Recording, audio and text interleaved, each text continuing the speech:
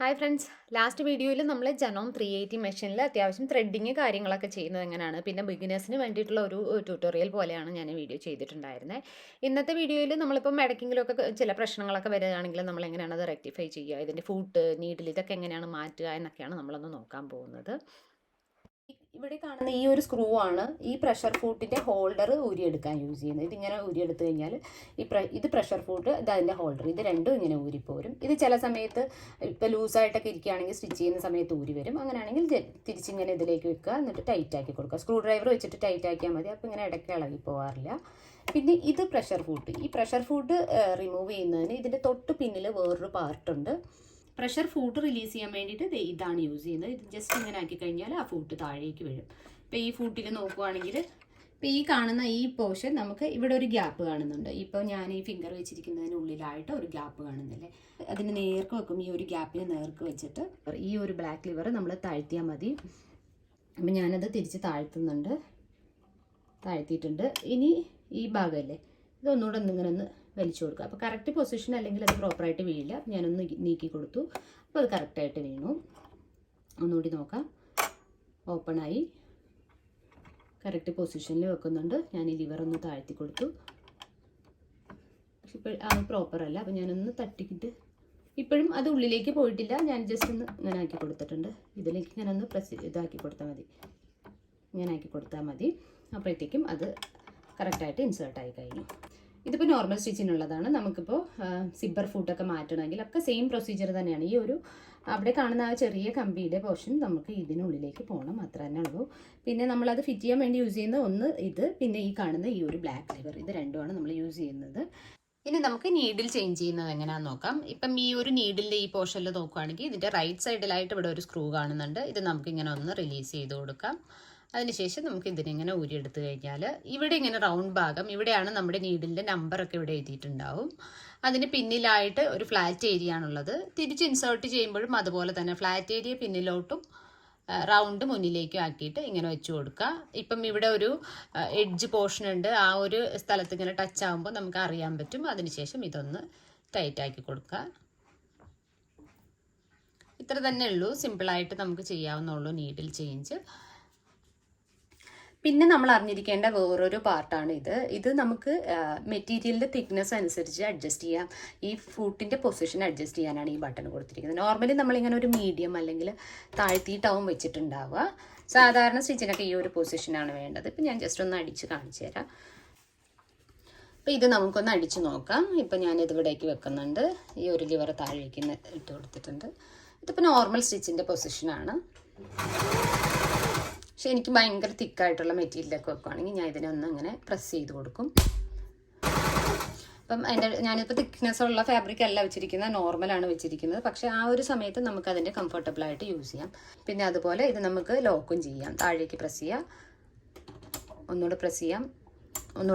ഏത് തിക്നെസ്സിലുള്ള മെറ്റീരിയലാണോ നമ്മൾ സ്റ്റിച്ച് ചെയ്യുന്നത് അതനുസരിച്ചിട്ട് നമുക്ക് ഇതൊന്ന് അഡ്ജസ്റ്റ് ചെയ്ത് കൊടുക്കാം. ഇതൊക്കെ സ്റ്റിച്ച് ചെയ്യുന്ന സമയത്ത് നമ്മൾ ഓരോന്ന് ഇങ്ങനെ ഒന്ന് അഡ്ജസ്റ്റ് ചെയ്ത് വെച്ച് നോക്കിക്കഴിഞ്ഞാൽ അതിൻ്റെ ഒരു ഡിഫറൻസ് കൃത്യമായിട്ട് മനസ്സിലാവും. മെയിനായിട്ട് അപ്പം മെറ്റീരിയൽസിൻ്റെ തിക്നെസ് അനുസരിച്ചിട്ടാണ് ഈ ഒരു പാർട്ട് യൂസ് ചെയ്യുന്നത്. ഇനി അടുത്തറിയേണ്ടത്, ഈ ഒരു ഹാൻഡ് വീലിനുള്ളിലായിട്ട് ചെറിയൊരു വീല് കൂടി വന്നിട്ടുണ്ട്.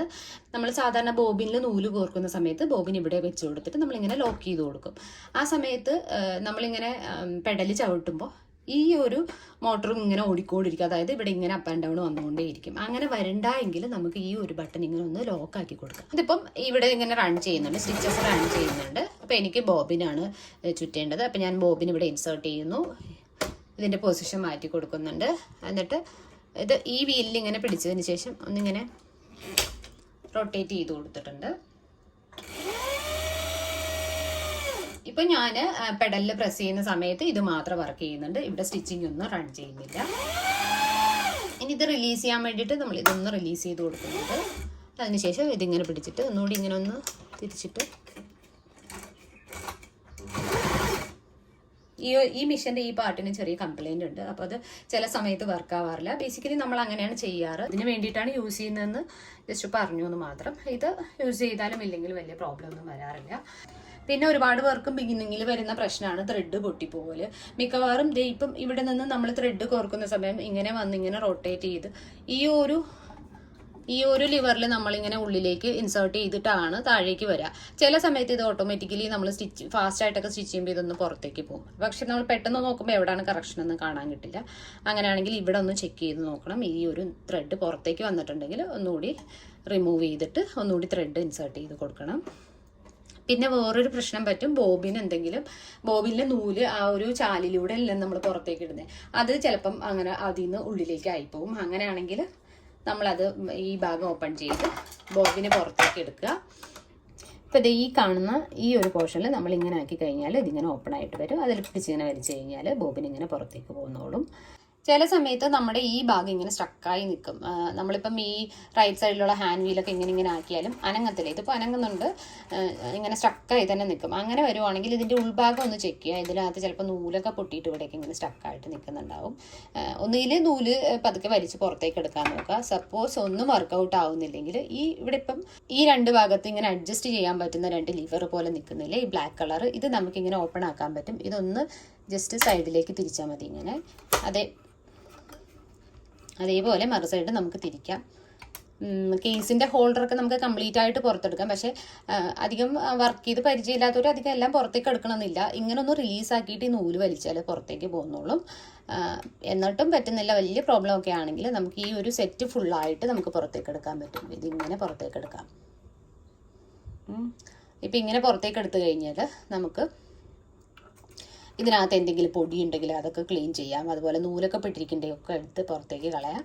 തിരിച്ച് ഫിറ്റ് ചെയ്യുന്ന സമയത്ത് നമ്മളൊരു കാര്യം ആലോചിക്കേണ്ടത്, ഇത് ഇങ്ങനെയാണ് തിരിച്ച് ഫിറ്റ് ചെയ്യേണ്ടത്. ഈ ഒരു പോർഷനാണ് ഇങ്ങനെ റൊട്ടേറ്റ് ചെയ്യുന്നത്. അപ്പോൾ തിരിച്ച് ഫിറ്റ് ചെയ്യാൻ നോക്കുമ്പോൾ ഈ പോർഷനില്ലേ, ഇവിടെ ഇങ്ങനെ ഈ ഒരു ഗ്യാപ്പ് വരുന്ന പോർഷൻ ഇതിനെ ഫേസ് ചെയ്യുന്ന വിധത്തിൽ നമുക്ക് തിരിച്ച് വെക്കാം. ഇത് ശരിക്കും ഇതുമായിട്ട് ഇവിടെ കാണുന്ന ഈ ഒരു പാർട്ടുമായിട്ട് അഡ്ജസ്റ്റബിൾ ആയിട്ടാണ് അതിരിക്കാറ്. അതുമായിട്ട് തന്നെ ചേർത്ത് തിരിച്ചു വെക്കാം. അത് നമുക്ക് ഒന്ന് വെച്ച് നോക്കുമ്പോൾ അറിയാം. ഇതിപ്പോൾ നമ്മളിങ്ങനെ വെച്ചിട്ട് ഈ പോർഷനില്ലേ, ഇതാണ് ഇങ്ങനെ റൊട്ടേറ്റ് ചെയ്യുന്നത് സാധാരണ സ്റ്റിച്ച് ചെയ്യുന്ന സമയത്ത്. അപ്പോൾ ഈ ഒരു പോർഷൻ റൈറ്റിലേക്ക് വരുന്ന വിധത്തിലാണ് നമ്മൾ ഫിറ്റ് ചെയ്യേണ്ടത്. അപ്പോൾ ഇവിടെ നോക്കുമ്പോൾ ഇവിടെ വേറൊരു പാർട്ടുണ്ട്, അതിനോട് ചേർത്ത് റൈറ്റിലേക്ക് തന്നെ നമുക്കത് ഫിറ്റ് ചെയ്യാം.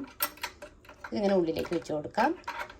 ചിലപ്പം വെക്കുമ്പോൾ അത് ഉള്ളിലേക്ക് പോകില്ല, ദാറ്റ് മീൻസ് എവിടെയോ തട്ടിയിട്ടുണ്ട്. അപ്പോൾ ഇതൊന്ന് അങ്ങോട്ടും ഇങ്ങോട്ടും ഒന്ന് ചെറുതായിട്ട് ചരിച്ച് നോക്കി കഴിഞ്ഞാൽ കറക്റ്റായിട്ട് അത് അങ്ങോട്ട് പൊക്കോളും. ഇപ്പോൾ ഇതേ കറക്റ്റ് പൊസിഷനാണ്. അതിനുശേഷം ഇതിലും ഇങ്ങനെ ഒരു ഓപ്പണിംഗ് ഭാഗമില്ലേ, അത് അങ്ങോട്ട് ഫേസ് ചെയ്തിട്ടാണ്. അതായത് ഇവിടെയാണ് നീഡിൽ വന്നിട്ട് മൂവ് ചെയ്യുന്നത്. അപ്പോൾ ഈ ഒരു ഗ്യാപ്പ് കറക്റ്റ് ഈ ഒരു സെൻറ്ററിൽ വരുന്ന വിധത്തിൽ നമ്മൾ വെച്ച് കൊടുക്കും. ഇങ്ങനെ കറക്റ്റായിട്ട് വന്നിട്ടുണ്ട്. ഇനി നമ്മളിതിനെ ലോക്ക് ചെയ്ത് സെക്യൂർ ആക്കും. ഇവിടെ ഞാൻ ലോക്കാക്കി കൊടുത്തിട്ടുണ്ട്. ഇവിടെയും ലോക്കാക്കി കൊടുക്കുക. തിരിച്ച് ബോബിൻ നമ്മൾ അതുപോലെ തന്നെ ഫിറ്റ് ചെയ്ത് കൊടുക്കുന്നുണ്ട്.